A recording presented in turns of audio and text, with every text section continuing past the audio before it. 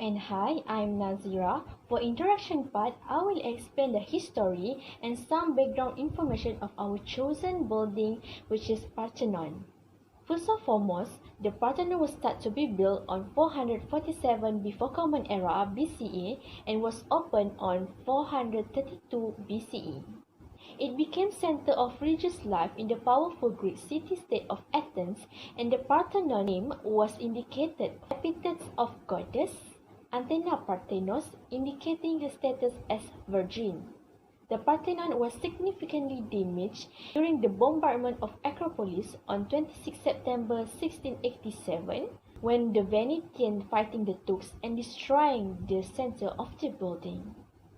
Most of the remaining sculptures are preserved in Athens at Acropolis Museum, and some of them have been sold starting 1801 to the British Museum in London, which is Elgin marbles, or known as Parthenon marbles. As of 1930, restoration work continued.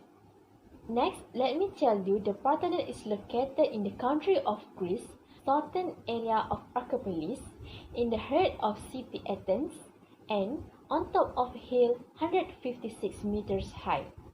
We move to size and measurement.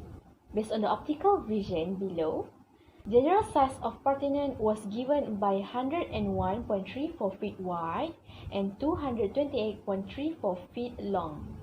Its base was about 23,028 square feet. This means the Parthenon base is about half of football field. And it also has 46 outer columns, were some 34 feet high. The Parthenon is the largest temple in the Greek mainland because of the inner cella, 100 ancient feet. What is the usage of Parthenon? I give you some explanation about the chronology of its function. As it was built, the main function of the temple is to shelter the monumental statue of Antenna, which has 12 feet high. In 5th century before Christ, it transformed into Byzantine church and Roman Catholic cathedral. Then the Turks seized the Acropolis and adopted the Parthenon as mosque in 1460. Start from 1687, the Parthenon was used to store Ottoman ammunition and served as an army barracks at the end of Greece's war for independence in 1821. At last, Parthenon assumed its roles as tourist destination during 19th century, just as restoration efforts began. Hi everyone, I am Shuhada. So all of the geometrical shapes that Parthenon had consist of 3D shapes and 2D shapes. Among of the 3D shapes that Parthenon had were cuboid, right cylinder, and triangular prism. At the base part of the Parthenon, it has 3 layers of cuboid. Next, at the body part of Parthenon, it had a Doric order cylinder column and Ionic order cylinder columns. Next, the Parthenon cella part had a cuboid shape and contained 2 rooms separated by a wall. The upper part of cylinder column, which is the entablature part, there has 3 cuboids.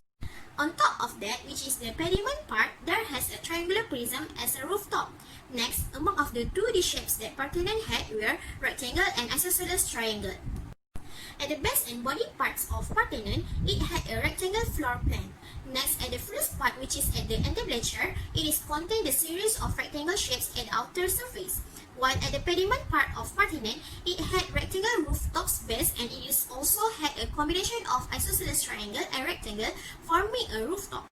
The concept of geometrical shapes applied to the Parthenon is the combination of 3-layer cuboids as the base, 46 outer cylinder columns, 23 inner cylinder columns in total, and the cuboid rooms, which is cella, as the body, 3-layer cuboids as the entablature, and the triangle prism as a rooftop. So, volume for each 3D shapes is unique positive number. The volume of cuboid given by length times width times height. Next, the volume of right cylinder given by pi times radius to the power of 2 times height. Last but not least, the volume of triangular prism is given by area of the base times height. Based on our investigation, we found that the volume of cylinder Doric is 29.487 meters cubed, and the volume of cuboid of Stella is 5950.464 meters cubed. So the total volume of Parthenon given by volume of total is equal to volume of cuboid base 1 plus volume of cuboid base 2 plus volume of cuboid base 3 plus 29.487 meters cubed times 61 plus volume of cylinder Doric corners times 4 plus volume of cylinder ionic times 4 plus 5950.464 meters cubed plus volume of cuboid and temperature 1 plus volume of cuboid and temperature 2 plus volume of cuboid and temperature 3 plus volume of roof. Next, the area for each 2D shapes is also a unique positive number. The area of a rectangle given by length times width, the area of isosceles triangle given by half of multiplication of base length times height, the area of right cylinder given by 2 times pi times radius times height plus 2 times pi times radius to the power of 2. Based on our investigation, we found that the area of rectangle of floor plan is 2147.55 meters square and the area of cylinder Doric is 4313 over 200 pi meters square. So the total area of Parthenon given by area total is equal to 2147.55 meters square plus area of rectangle triglyphs times number of triglyphs plus area of rectangle methods times number of methods plus area of isosceles triangle plus 4313 over 200 pi meters square times 61 plus area of cylinder Doric corner times 4 plus area of cylinder ionic times 4. Now, let us look into the cross-section of Parthenon. So first, let us look into the horizontally cross-section of Parthenon. So when we cut the Parthenon horizontally, we will get a diagram like this. And this is a rectangle shape. You can see that this is a rectangle shape. And then there is a lot of circle around the rectangle. So there is another rectangle inside the large rectangle, and the small rectangle is split into two small rectangles again. So the big rectangle outside is 2154.5 meters square, and this also can be said is the best area of Parthenon. And then there is a 46 circle, that is the column of Parthenon, and one of the circle is 2.84 meters square. And this is another the small rectangle, which is the cella of Parthenon. It is 572.16 meters square. So we will cut the Parthenon vertically. We will get this is the vertically cross section of Parthenon, and this is a pentagon shape, and there is a triangle at the top of the shape. And this is 49.25 meters square. And this is a small rectangle under the triangle, and that is 34.26 meters square. And this is another 8 rectangles. They are 90.76 meters square. So, and then this is the cross section. We will cut the Parthenon by sanding.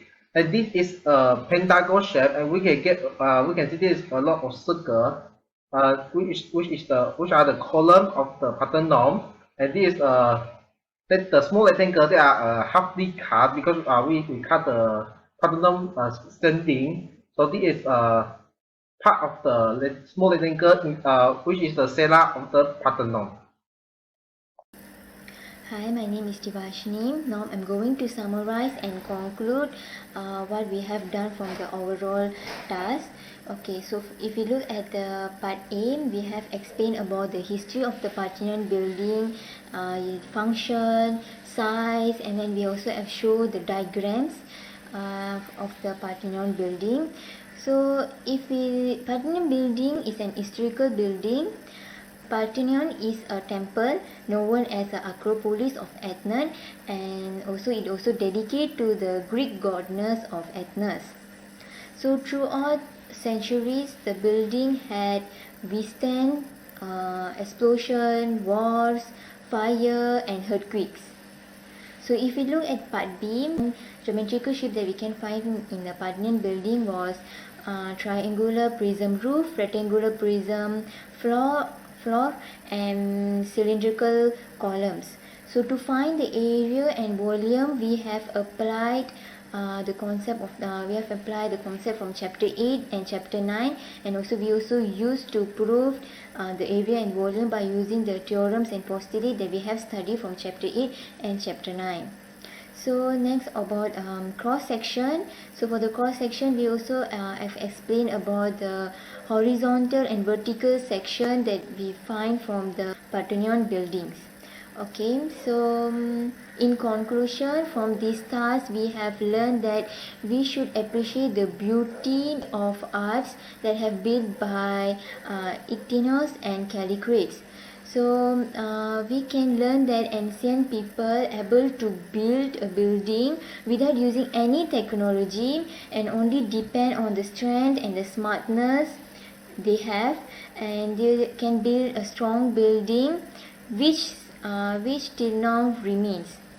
So geometry also can make a people to become more creative and innovative in creating things or objects or buildings that plays an important role in everyone's life.